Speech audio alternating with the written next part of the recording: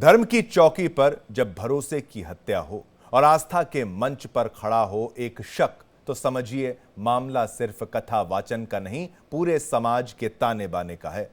मुकुटमणि यादव नाम का ये कथावाचक सिर्फ कथा नहीं सुना रहा था, वो लोगों की श्रद्धा की परतें भी उधेड़ रहा था। फर्जी पहचान, छेड़छाड़ के आरोप और जाति को लेकर उठा बवाल, इन सब से ऊपर सवाल यह है, क्या अब भागवत कथा भी जात पात की दीवारों में कैद हो गई है? और उससे बड़ा सवाल, दोषी कौन और पीड़ित कौन?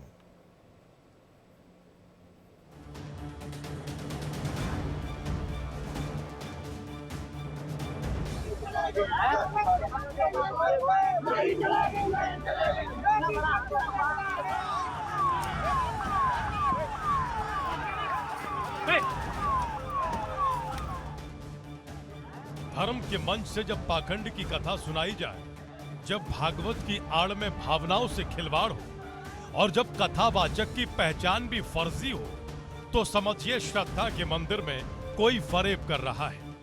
इटावा के दादरपुर गांव में भागवत कथा चल रही थी, लेकिन मन से उठी आवाज अब आरोपों और गिरफ्तारी तक पहुंच चुकी है। कथावाचक मुकुटमणि यादव अब खुद कटघरे में है, क्योंकि पुलिस ने एफआईआर दर्ज कर ली है। फर्जी आधार कार्ड, जाति छिपाने और यजमान महिला से छेड़छाड़ के संगीन आरोपों में। यहाँ फोर्स तैनात है, पहले भी तैनात थी और गांव के अंदर कोई भी नहीं जा सका है। यह रोड पर कुछ लोग आए थे और जिन्होंने अशांति फैलाने की कोशिश की थी, उसी के अनुसार कार्रवाई की गई है, हिरासत में लिया गया है और कठोर कार्रवाई विधि के अनुसार की जाएगी। 21 जून दादरपुर गांव में भागवत कथा का आयोजन। मंच पर विराजे दो कथावाचक, मुकुटमणि यादव और संत सिंह यादव। लेकिन कथा सुनने आई भीड़ को जैसे ही कथावाचक की जाति का पता चला, बवाल हो गया।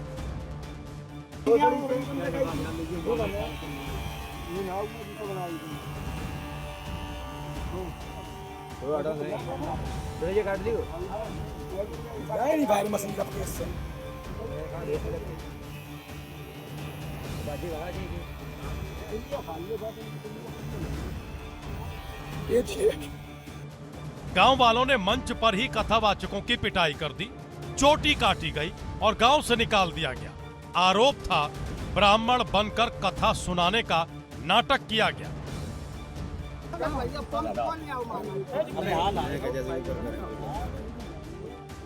याद रहे वो चाहिए कि ब्राह्मणन के गांव में आके तुमने मतलब करो, वो तुम्हारी बाकी सजा है।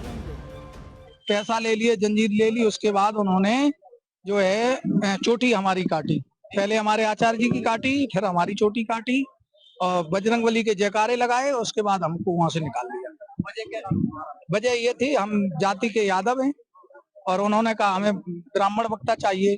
तो मैंने कहा ये तो तुम पहले सोच लेते भाई, आपने कथा जब सुनी थी हमारी तब तुमने छटवाई, पहले तो तुमने पूछी नहीं जाति, बाद में आपने जाति पूछी, तो हमने जाति छुपाते तो है नहीं, हमने बता दिया हम यादव हैं। लेकिन अब पूरा मामला पलट गया है। अब इटावा पुलिस ने कथावाचकों पर ही एफआईआर दर्ज कर दी है। मुकुटमणि यादव और संत सिंह यादव पर छेड़छाड़ और फर्जी आधार कार्ड बनवाने के आरोप है। शिकायतकर्ता कोई और नहीं बल्कि कथा आयोजक की पत्नी है। एफआईआर में आईपीसी की धारा 354, 468, 471 समेत कई गंभीर धाराएं लगाई गई हैं। पुलिस का दावा है कि कथावाचक ने जाति छिपाने के लिए फर्जी डॉक्यूमेंट्स का सहारा लिया। गांव के निकट कुछ लोगों द्वारा उपद्रव करने की कोशिश की गई थी। इस संदर्भ में कुछ लोगों को हिरासत में लिया गया है। कठोर कार्रवाई सुनिश्चित की जाएगी। मौके पर शांति व्यवस्था कायम है, कहीं भी उपद्रव नहीं है और जिन्होंने यह कृत्य करने की कोशिश की है, विधि के अनुसार कठोर कार्रवाई प्रस्तुत की जाएगी। पुलिस ने कोई फायरिंग नहीं की है और कठोर कार्रवाई हम लोग प्रस्तुत कर रहे हैं और अभी पूर्णतः शांति है। कुछ लोग हिरासत में लिया गया है, पूछताछ की जा रही है और कठोर कार्रवाई की जाएगी। यह सुनिश्चित किया जा रहा है कहीं भी कोई अशांति न करे। कथावाचक मुकुटमणि ने खुद को पीड़ित बताया, बोले हमें ब्राह्मण न होने की वजह से अपमानित किया गया, जातिवाद की आग में मेरी इज्जत जलाई गई। उनका दावा है कि कथित छेड़छाड़ का आरोप एक साजिश है ताकि जातीय हमले को ढका जा सके। इस घटना के बाद इटावा का माहौल सुलग गया। यादव समाज ने थाना घेराव किया, दादरपुर गांव को घेरकर नारेबाजी की, पथराव किया और सड़क पर जाम लगा दिया। हालात बेकाबू हुए तो पुलिस ने लाठीचार्ज और हवाई फायरिंग की। अहीर रेजिमेंट और यादव संगठनों ने कथावाचकों पर दर्ज मुकदमे वापस लेने की मांग की। कई प्रदर्शनकारियों को हिरासत में लिया गया, इलाके को छावनी बना दिया गया। मामले में सियासी मोड़ आ गया। अखिलेश यादव ने ट्वीट करके निंदा की। तेजस्वी यादव बोले, पिछड़ों को कथा सुनाने का हक नहीं क्या? और सीएम योगी ने अधिकारियों को सख्त आदेश देते हुए कहा, इस तरह की घटनाएं यूपी की छवि खराब करती हैं। दोषियों की सार्वजनिक पहचान होनी चाहिए। कथावाचक बनता है तो उसका मुंडन करा दिया जाता है, सर जो है छील दिया जाता है और नाक रगड़वाया जाता है।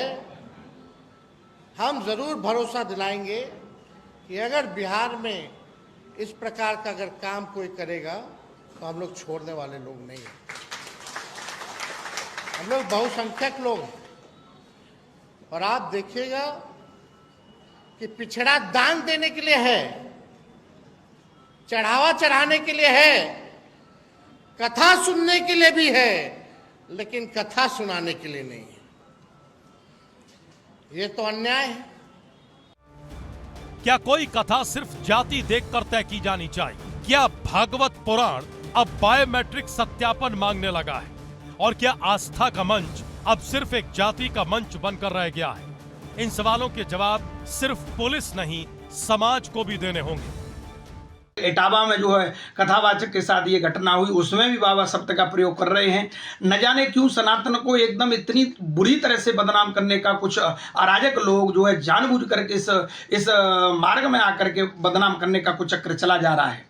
मैं मांग करता हूं कि नाना प्रकार से तत्काल प्रभाव से भारत सरकार और यशस्वी आदरणीय जो है हमारे उत्तर प्रदेश के मुख्यमंत्री जी से, योगी जी से निवेदन करता हूं कि तत्काल प्रभाव से कोई प्रोटोकॉल भारतीय संस्कृति मंत्रालय द्वारा बनाया जाए, जिसमें सभी को पंजीकरण, कथावाचक से लेकर के सभी संत विद्वान महापुरुष कर्मकांड करने वाले सभी जो भी जिस तरह से आध्यात्मिक सत्ताओं में जो है अपना राष्ट्र के लिए निर्माण कार्य में बहुमूल्य योगदान दे रहे हैं, उन सब का पंजीकरण अनिवार्य किया जाए। एक कथा थी भागवत की, लेकिन यह कथा से ज्यादा चर्चा उस फरेब की हो रही है जो मंच पर बैठा था। मुकुट मणि यादव कौन है, पीड़ित या आरोपी, ये अदालत तय करेगी। लेकिन इस घटना ने कई सवाल खड़े कर दिए हैं। आस्था का मंच क्या अब भरोसे के काबिल है? धर्म की आड़ में अपराध करने की प्रकट होती है। ये कथावाचक तो ऐसे थे कि स्कूल चलाते थे और स्कूल के अपने बच्चों को, वो निकलते थे कमरे से तो बाहर खड़े होकर के उनके बच्चे खुद फूल बरसाते थे।